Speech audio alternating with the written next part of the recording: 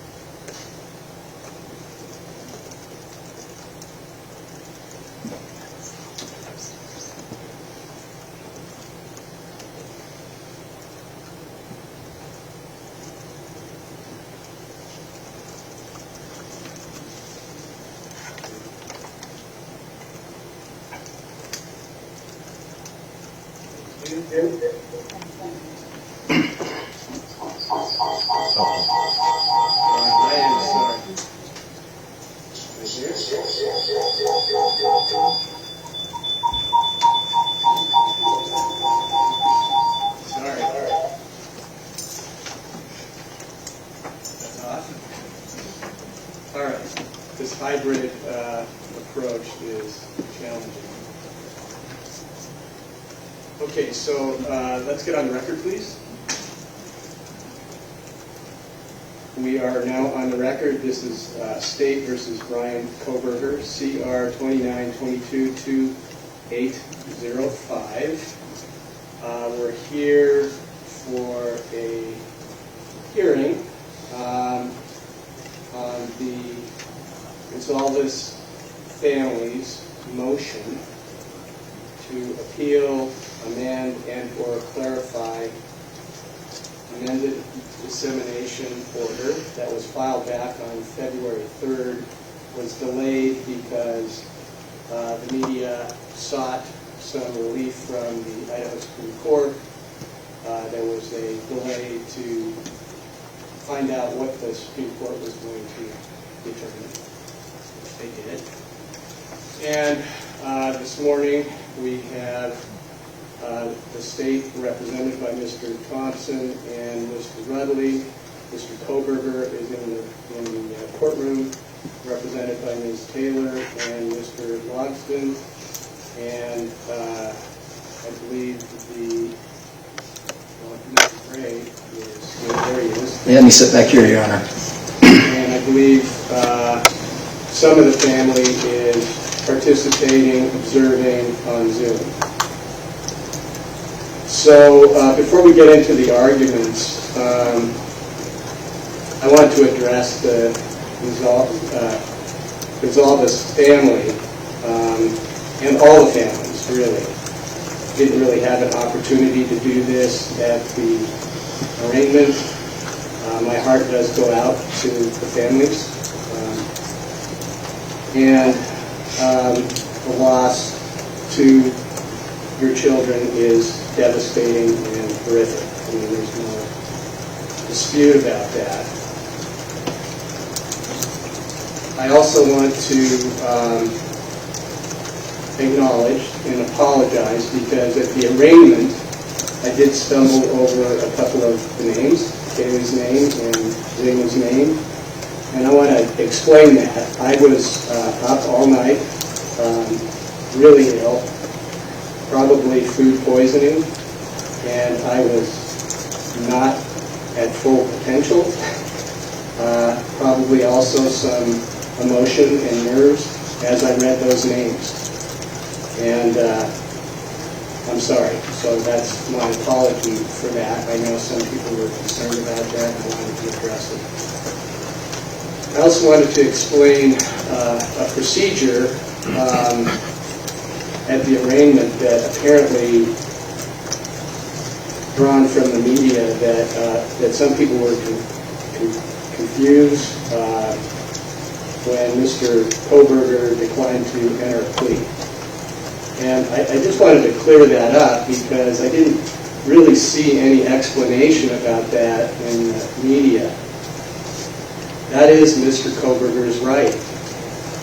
And under Rule 11A1 of the Idaho Criminal Rules, and this is a quote, if a defendant refuses to plead, the court must direct the entry of a plea of not guilty. That is not unusual.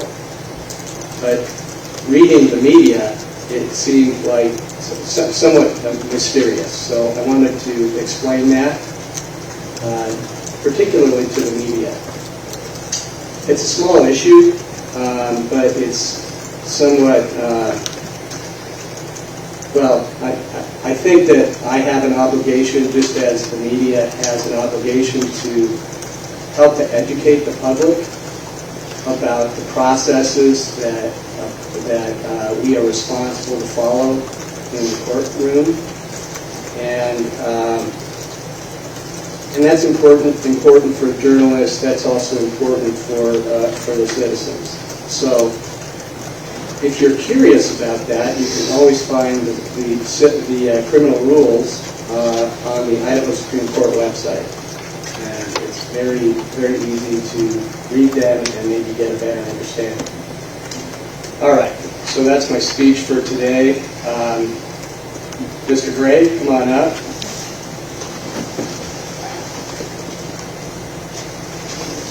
And if you allow me just a minute or two to get started out here. Take your time. Thank you. Thank you, Mr. Gray.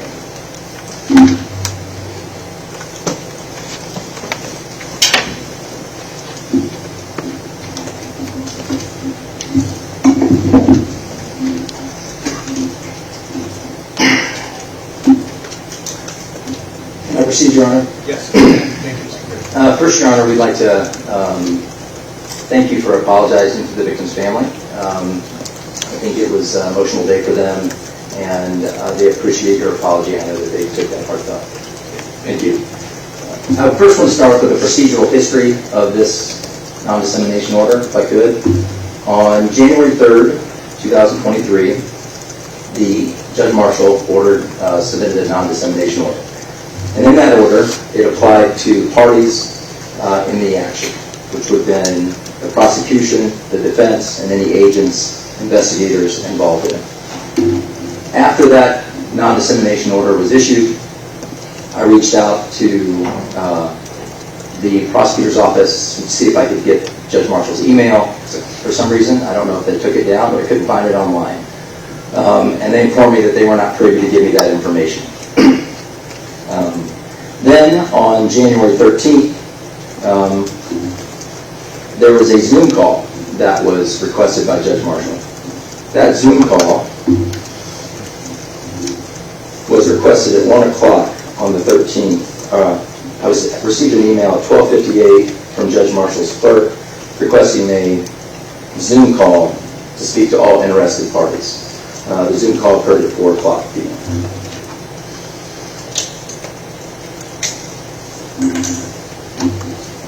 During that meeting, the judge reminded us, all the parties involved, it was the prosecution, it was the defense, it was myself, it was the attorneys for the victims' families, the attorneys for the witnesses, I believe were there as well, a number of attorneys, and reminded us that her non-dissemination order mirrored that of Idaho Rules of Professional Conduct 3.6. As part of that hearing, and I think it's details here, she talks about the rule applies to all lawyers participating in the Zoom meeting, the state and the defense and all attorneys for the witnesses. When she had that Zoom meeting, and I've requested the transcript from that Zoom meeting and haven't been able to receive it yet from Judge Marshall's court, so we could have a full transcript of what went on that day. But as part of that meeting, I had questioned Judge Marshall regarding the victim's family and whether or not they were allowed to speak to the media based on the fact that she had said all interested parties as well in the initial non-dissemination order. I didn't receive any clarification. I was just instructed to go back to Idaho Rules of Professional Conduct 3.6, as well as I was told, and this is in quotes from her Zoom release, take their duties in utmost regard in conducting themselves and advising their clients. I took that as I should tell my clients to be quiet. She reiterated that again in the Zoom call by saying that I had ethical duties striked above in the Idaho Rules of Professional Conduct for commentary of Rule 3.6.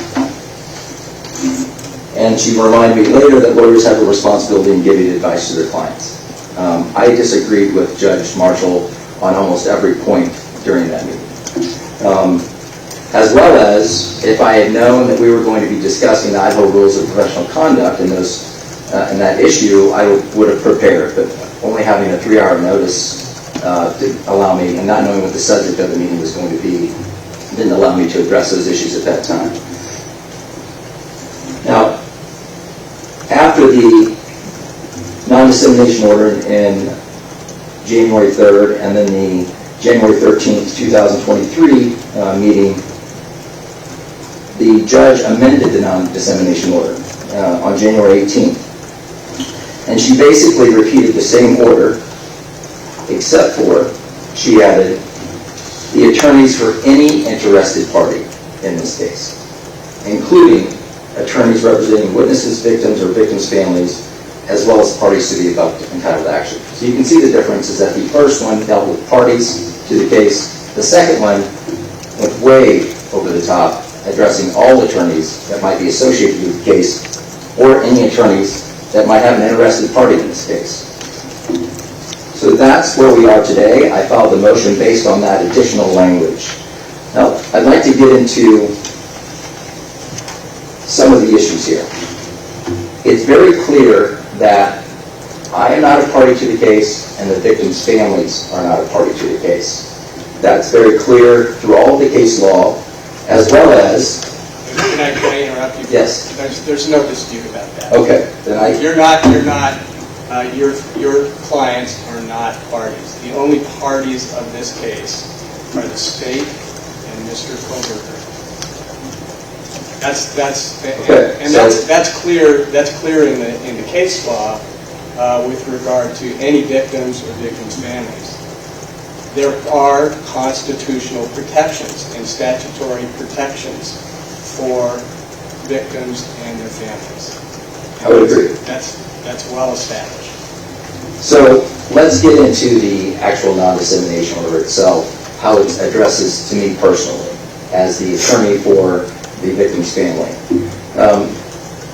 This non-dissemination order, of all of the cases and all of the motions that were filed, and referencing every case that was listed in this case, none of them apply to a victim's attorney, an attorney representing the victims. The Idaho v. Tapp case was an attorney speaking about a judge who he was in front of. The Good case was a defense attorney that spoke to the media. The Mezabov case was a defense attorney and a prosecutor. The Morrissey case was a defense attorney and a press conference. Varner v. Delahunty was an attorney and a judge, all parties to the case. Cutler was a defense attorney, U.S. v. Cutler. Zhao v. Sloth was a defense attorney. Irwin v. Dowd were the prosecutor's actions and speaking to the media. Shepard v. Marshall, Maxwell, is a trial publicity regarding the prosecutor's actions prior to trial. None of those things apply to the victim's family or the victim's attorney in any way.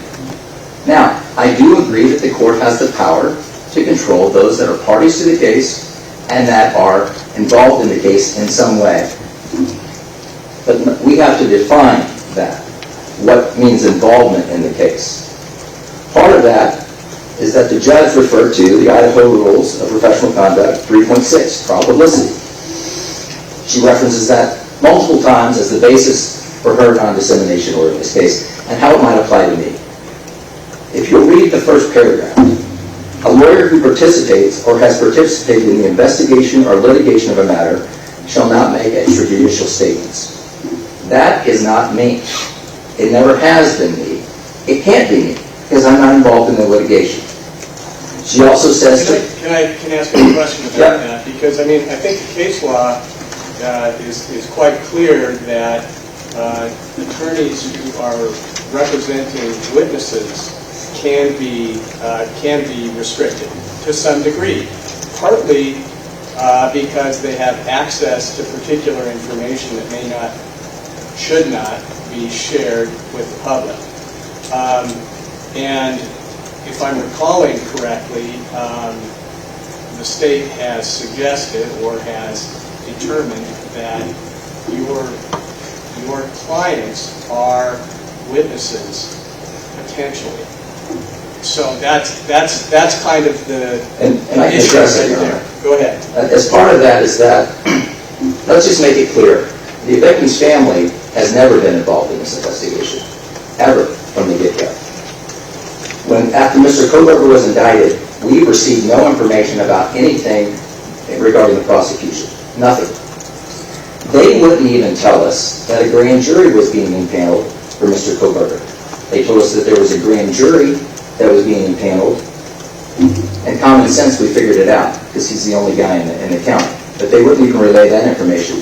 They haven't given us any information regarding the investigation of the case. But the most critical part of it is that the prosecution has never, ever interviewed the Goncalves family. So how in the world would we ever be able to be witnesses in this case? And for what purpose would we be? If you're asking about for sentencing purposes, that's post-conviction. That's after he's been convicted on the case. Prior to trial, we're not any witnesses. And that falls into completely different statutes. That falls into the restitution statute. It falls into the victim statute. I just handled that matter in front of the Lori Vallow case, where the judge, I had a motion, the defense did not want the victim's family to appear. And so the judge had to make a determination whether they were immediate family, because it was the grandparents. Completely different statutes, because that was post-conviction. And those witnesses were allowed in the courtroom and were involved in the sentencing aspect of it. Okay? So we are in a very, very different factual situation here. I'm not asking as a witness to the case, which witness to the case, they've never ever told us in any way how we would be witnesses in this case, other than the conjecture that we may have potentially. That's not good enough to stop the free speech of the victim's family, as well as myself. The other thing is that if the victims can say whatever they want, the free speech, and that's exempt, why would I not be allowed to say the same thing that they say? My understanding is that your clients are not restricted in any way, never have been. Well, I'll give you an example. Is that true? That's right. Well, I agree now, because that's not the tone of the Zoom meeting. We're not talking about the tone. I'm talking about the language of the order. Yes, the language of the order now, because any interested parties, I asked for clarification, now I understand that they can say whatever they want. And that's correct. But here's the problem. If they said, we think the judge is crazy, would I advise them against that? Absolutely. Thank you. But if I went and said, the family has said that they think the judge is crazy, there's nothing wrong with that. I'm repeating exactly what they said. Now, what comes into play is, for our purposes today, is what if I offer up my own opinion? Right? Well, then I'm already governed by the Idaho rules of professional conduct. And if I'm glad you're acknowledging that. No, well, every attorney is, Your Honor. I mean, it's not. Thank you. Every attorney is. So I'm not, but every rule doesn't apply all the time. If I'm talking poorly about a judge, another rule might pop in. 8.3, I think, is what it is, or 8.1. If I'm saying other things that might affect things another way, then maybe the trial publicity. But the trial publicity, I don't even think applies to me in this anyway, because if you look at it, it says it applies to a lawyer who is participating or has participated in the investigation or litigation of a matter shall not make extrajudicial statements. And it goes on, highlighted by Judge Marshall, then in paragraph 3. sets forth a basic general prohibition about lawyers making statements that no lawyer knows or should know will have a substantial likelihood of materially prejudicing the adjudicated proceeding. And at the bottom of the paragraph it says this: rule only applies to lawyers who are or who have been involved in the investigation or litigation of cases and their associates. If I'm not a party to the case, I can't be involved in the investigation or the litigation of this case in any way. So I would argue that the trial publicity rule of professional conduct does not apply to me as well. Help me understand what you think you can't say that you've already been saying. I have no idea. I have no idea what it is. You've been on the media and you've had interviews, so I'm kind of wondering how do you feel that you've been restrained in any way with this order? I think you're not seeing what the point is. What the point is that the court has issued a non-dissemination order that restricts First Amendment rights, that is overly broad in almost every aspect of it. Anybody that's interested and they have an attorney, when an attorney who's walking down the street could offer up his opinion in any way, it also takes away from the idea, doesn't the court want victims' families to have representation, to guide them through the legal process? Wouldn't the court encourage that? That they could explain things, say, maybe advise them on what to say, what not to say? I mean, if you're taking my voice away, you're taking the voice away of everything. The other part of it is this, is that I'm absolutely blown away that the prosecution doesn't agree with me in this case. The reason being is that they are representing the victims, which in turn are the victims' families. And I have not seen a poorer line of communication in my 22 years of practicing than the prosecution's office and the Goncalves family. And I think it stems from, initially we were critical of the investigation.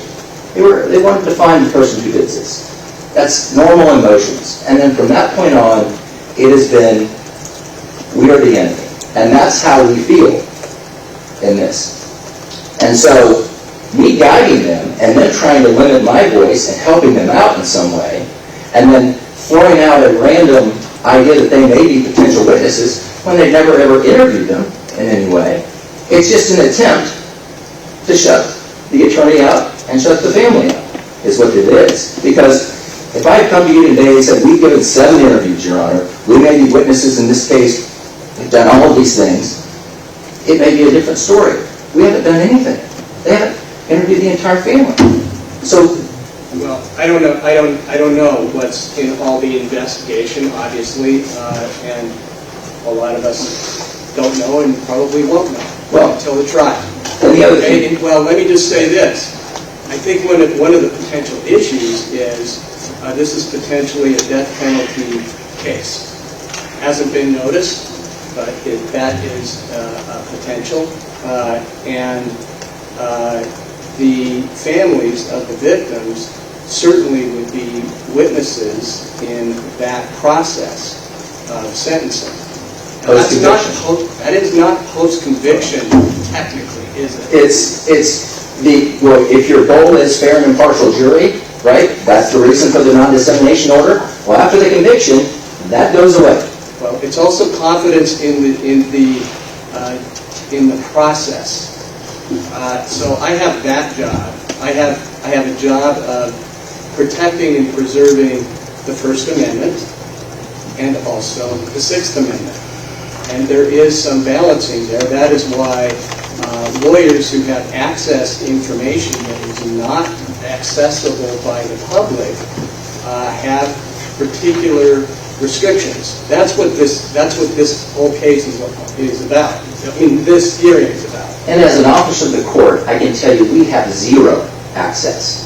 Okay, so you're saying that the prosecutor's office has not shared information with your client regarding the facts of this case? No, they haven't.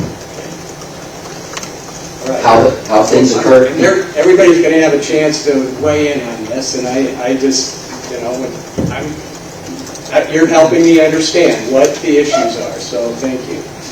Well, so that's really the issue here. I mean, and this is an important ruling, because what you're doing is this has never happened before, ever has it happened before, that a Judge Marshall, has tried to silence the attorneys for victims. Never has it happened that I'm aware of. Would you feel more comfortable if there was a more concrete description of what people could say and what they can't say? I don't think you have the authority to, Your Honor. Well, I think I do have the authority. Well, my argument is that, part of the argument is that... In fact, I know I have the authority to do that. Well, and the authority would be through your the attempt to have a fair and impartial jury, that you can control people that are involved in the case, correct? That's part of it. And we're not involved in the case. Okay, that's hard to accept.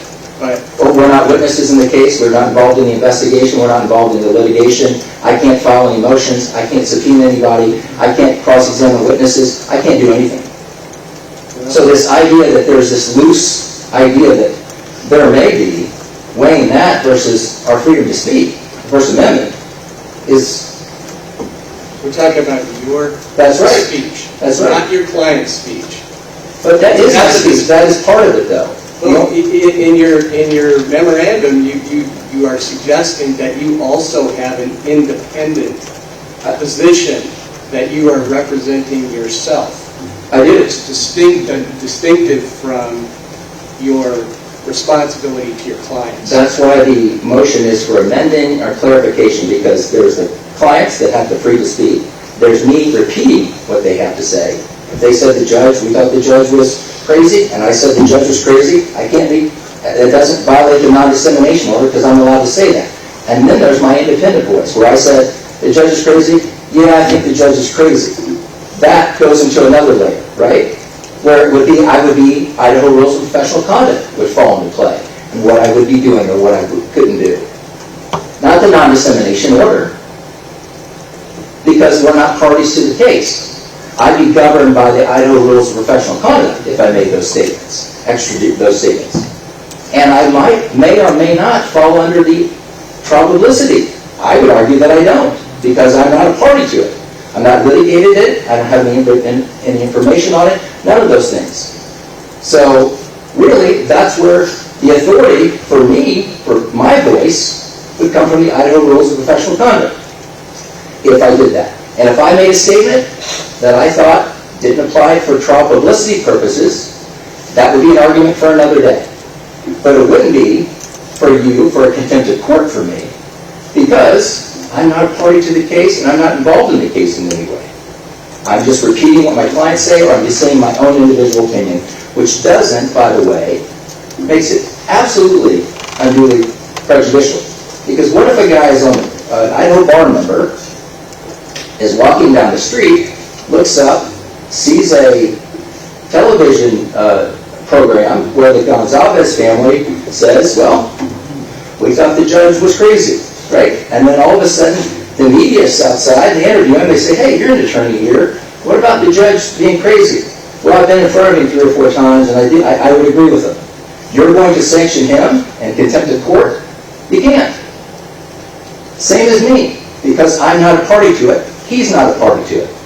He might be governed by the Idaho rules of professional conduct by commenting on you, Your Honor, but it wouldn't be because of the judge's non-dissemination order. So how can it not apply to him, but it can apply to me? It can't. Well, the case law suggests that because you represent potential witnesses, that you have access to information that may not or should not be shared with the public. That's what the case law says. And I would argue this: what potential witnesses are we, number one, and what access to information do we have?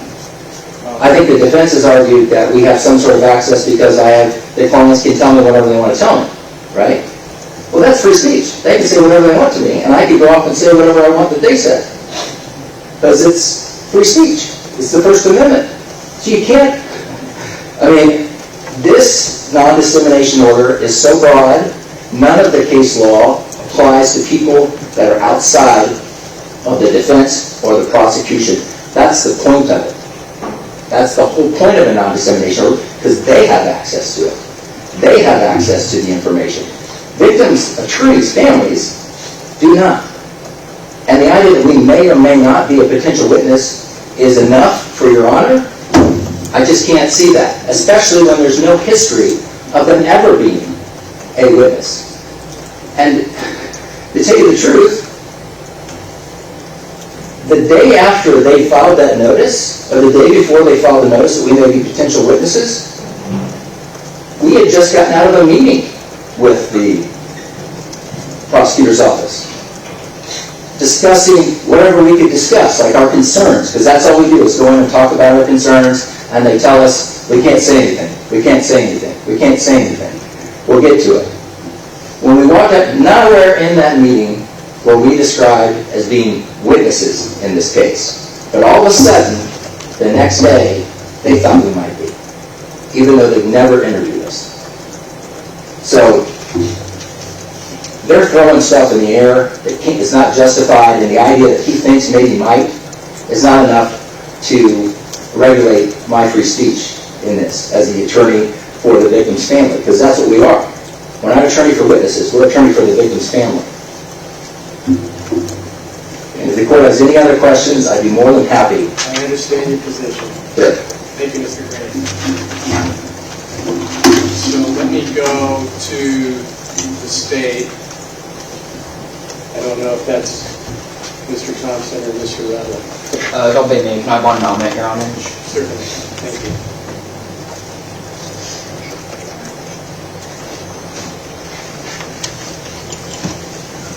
If I may, yes, you may. Mr. Rudley is actually going to be arguing on the motions themselves, but as attorneys, we have a duty of candor to the court. Mr. Gray has made representations to the court that at best are misleading and in many ways simply untrue. And I need to correct them for the record because the media is here.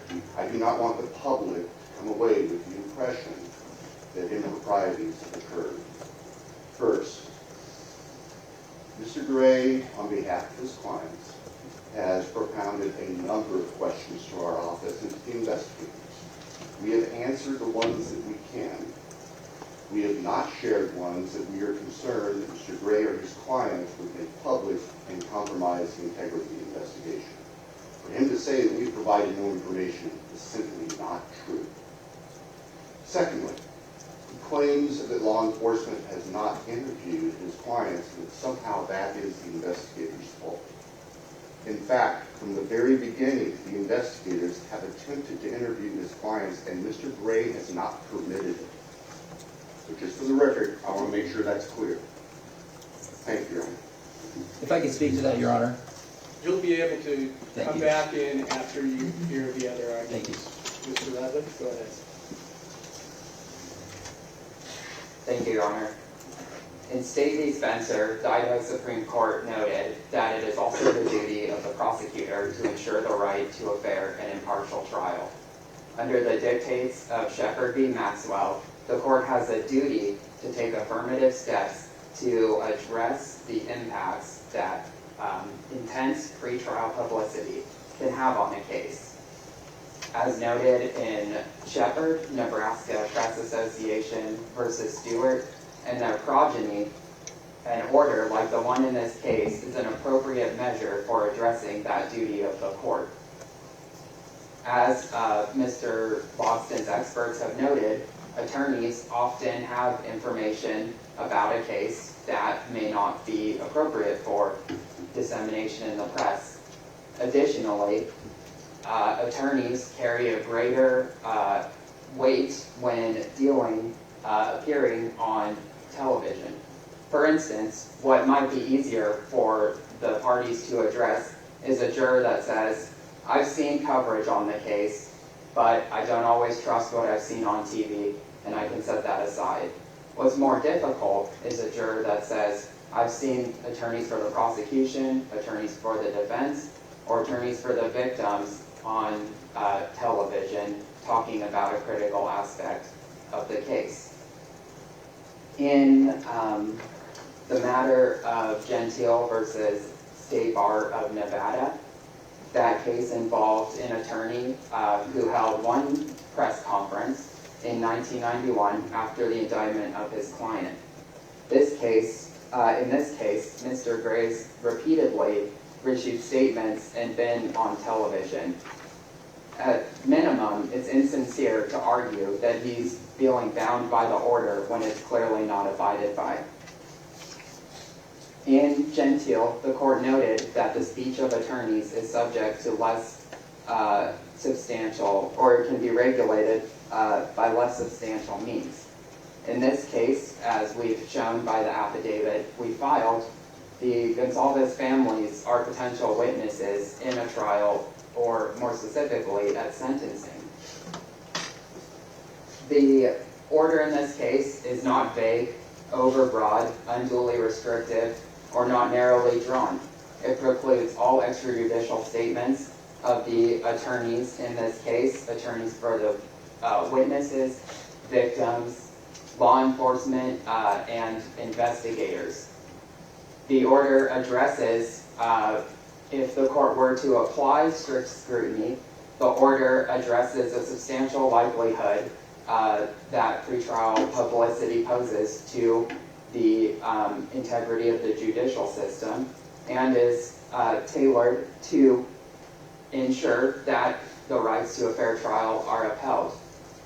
As we briefed in the case of Levine, the alternatives such as sequestration of the jury or changing a venue aren't going to mitigate the impacts of statements, extrajudicial statements in this case, and are unlikely to do so. Thus, the state contends that the order is an appropriate measure of the court to uphold its duty under Shepherd, Nebraska Press Association, and the like to preserve the right to a fair and impartial trial. At a minimum, Mr. Gray's statements that he's not bound by trial publicity rules or 3.6 in this case illustrate why the order of the court is necessary in this matter. And so we would ask that the court uphold the amended non-dissemination order, or at most tailor it to those statements specifically precluded in Rule of Professional Conduct 3.8. With that, I'll stand for questions. Thank you, Mr. Redley. Yeah, do you think that would be helpful to just, and I asked Mr. Gray this same question, would it be helpful to say, okay, you can say these things, but you can't say these things, and be more specific about that? Your Honor, our initial position is that the total prohibition of extrajudicial statements is the safest and most responsive way in this case to address and preserve the right to a fair and impartial trial. All right. Can you go back? You mentioned this about the standard particularly applying to the lawyers who are somehow connected with the case. Yes, Your Honor. In Nebraska Press Association v. Stewart, it's noted that I believe Justice Brennan states that there's no doubt that the court has authority, though it's in a footnote, it's no doubt that the court has authority to regulate the speech of attorneys, witnesses, and other participants in the court process. At this point, the evidence that's been provided is that the family would be potential witnesses in the case, as Mr. Thompson mentioned. We haven't necessarily been able to make a full assessment of that, but undoubtedly they'd be witnesses in any sentencing. And what about the standard? Strict scrutiny or lower standard? Your Honor, we would argue that the court should apply the standard in Gentile versus State Bar of Nevada, where the Supreme Court stated that, I don't want to mess this up, so I'm going to click here. That's fine. That the speech of lawyers may be regulated under a less less demanding standard.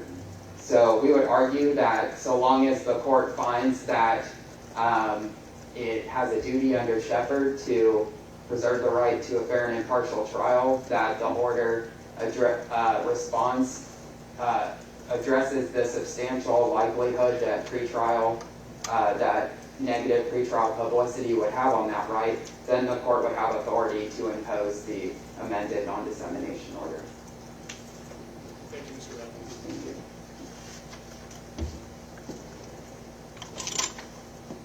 Mr. Wise. Judge, I think a lot has already been said, and obviously we wrote a lot in the briefing, so I guess I'll just touch on a couple of things. In terms of the argument that the victims' families are not involved in the litigation of this case, and therefore don't fall in 3.6, it would be our position that if you have statutory and constitutional rights involved in this case, you're involved in the litigation.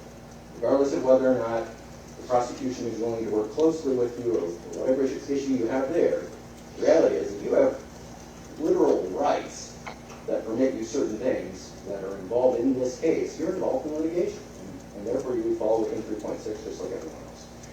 Second, the standard from Gentile is the substantial likelihood of material prejudice.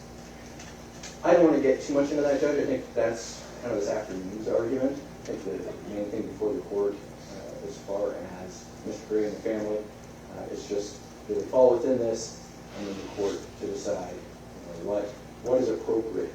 But I would note that given the vast amount of media coverage in this case, and the fact that it seems like no matter what anybody says or does, in one way, shape, or form, it will be twisted into an attack on my client.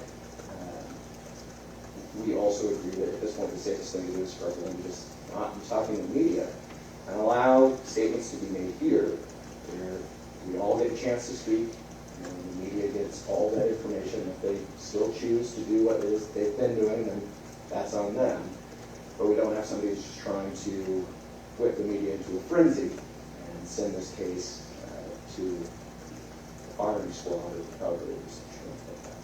So that's our main concern. The only other thing that I wanted to address, and the court addressed this a little bit, the reason we stand silent with grand jury indictments is because there's an old arcane rule that says that if you have a grand jury indictment and you enter a plea, you are accepting the validity of the indictment. I haven't seen prosecutors try to use that in a long time, but we can avoid any possible claims that somehow we can't challenge anything with the indictment by simply standing silent and having the court enter the plea. So just so that everybody's clear, that's why we do that. Does the court have any questions for me? I don't think so, but thank you for that additional education. Thank you. All right, Mr. Gray, it's your motion, so you can respond to what other counsel express. I guess the first thing I would want to address is the prosecution's idea that I haven't allowed our clients to speak with the investigators. You'll realize that the date of the incident, I wasn't retained on this case until close to December 5th, which will be more than 3 weeks after the incident occurred, and they still have made no contact as far as investigating and interviewing the victims' families. So somehow that I precluded that in some way is just not true, Your Honor. And as far as scheduling those things, I'll just leave it at that. The second part is, everyone is quoting the Gentile case. The Gentile case is exactly like all of the other cases. It says over and over, it has to be a lawyer participating in the judicial proceedings. It has to be a lawyer who represents a defendant involved with the criminal justice system, a lawyer actively participating in trial, a lawyer who's participating before the courts can only be limited if he's participating in front of the courts. None of it applies to me. It seems like you're in the court right now. Because you're the one that brought me in here because of the non-dissemination You order. brought yourself. Yeah, well, You're the one who filed the motion. I did file the motion because the non-dissemination order is is unconstitutional. I'm just trying to clarify what you just said. Well, this will probably be the only time I'm allowed, because I won't have the authority to file any other motions on anything else in this case. Why would you say that? Well, because I'm not a party to the case. You can still, I mean, the media is not a party of the case either. Once again, But well, the Supreme Court has said they have standing to come into the court and address issues, so. yeah, but that's completely separate. They're not. Well, I know it's separate. But okay, so. I also respect your position in representing the family's victim's family. And I respect that. And there are some constitutional issues, rights that they have. So I'm not just dismissing that. And the mere fact that you have a right, I'm absolutely positive that the Idaho legislature and the Constitution, when they gave victims rights, didn't think that that was implementing those victims into the trial in some way. Absolutely positive that wasn't the intention of it. Totally agree with that. So this idea that if you have rights, then you're involved is just beyond. That being said, Your Honor, nothing precluded the prosecution from contacting my clients well before I was representing them. They had almost 3 weeks to contact them. I think, don't mark me on this, I think I was retained on December 5th. I think that was the day. I don't have my file in front of me, but it would hold me to it. But I think that was the day. So they had plenty of time to contact my clients and interview them if they were going to be potential witnesses in this case. And since then, every time we have had a meeting, we have initiated that conversation. It hasn't been the prosecution initiating that conversation. So are you saying since you have been representing your clients that the prosecutor or investigators have not asked for interviews? I would say this. In the meetings that I have had with the prosecution's office, I have asked, as part of that, whether interviewing my clients might be an issue. Would they like to do that in some way? I've offered that up in some way. And they've never taken us up on it. And maybe a random email here and there that says something and no follow-up whatsoever about anything. So this idea that they are going to be witnesses in this case is just an attempt by the prosecution to shut them up as well as to shut me up. And by the way, people completely forget about this. All of the information that has been disseminated to the public from the get-go was the mayor, Art Bedke. Chief Fry had interviews. Bill Thompson had interviews. The coroner had interviews. All of those people had interviews. We didn't. We didn't until we started getting information and started trying to figure out what was going on after they had given interview after interview after interview. That was the purpose of the judge issuing the non-dissemination order, is to quiet them up, not quiet the victims up. They had no control over that investigation from the get-go. Well, that order was a stipulation between That's the state and Mr. Kohberger. That's the other thing, though, is that the court, after that Zoom meeting, Judge Marshall incorrectly said that that was stipulated by all parties. I never stipulated to that. I emailed the You're judge. not a party. Exactly right. I'm not involved in the The case. stipulation was between the parties. So, As you've correctly stated who the parties are. so we would I ask. agree, but you were suggesting that it was entered to shut down the prosecutor's office. Why would they That's what claim? you just said. I do think that part of the that was part of the process, is that they understood that their investigation was getting out of hand. Too many people were talking in their investigation, and that's why they stipulated to it. Yes, I agree. Okay, when you say they, you mean the prosecutor's Yes. office. Yes. All right. Do you want me to give you a final, or do you? Go find Okay. You go. We're not a party to the case. You're very aware of that. I have the right to repeat what my clients say to the media. I also have an independent right that I'm governed by the Idaho Rules of Professional Conduct regarding those individual rights versus my own opinions. But those opinions, I don't firmly believe, would fall under the publicity rule on the Idaho Rules of Professional Conduct, because I'm not litigating it or party to the litigation. And the reason those things are in place are because people that have real privy information regarding the prosecution and the defense, which I don't, which my clients don't in any way,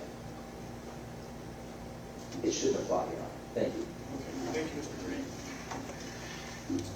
All right, well, I'm not going to issue a decision today. I'm going to issue a written decision. There is a lot of briefing, and I heard some very interesting argument today, and I'll get back to work and try to get a decision out as soon as possible. So, anything else we need to address before I adjourn? Mr. Thompson? I don't think so, Your Honor. Ms. Taylor? Mr. Martin? Anything else? Yeah, Your Honor, we thought you'd probably want to issue an order and wait, but I guess we're just wondering if in the meantime, the order as it is remains in place. Yes. Thank you. It remains in place until I address it. So, with that, we are adjourned. Thank you all.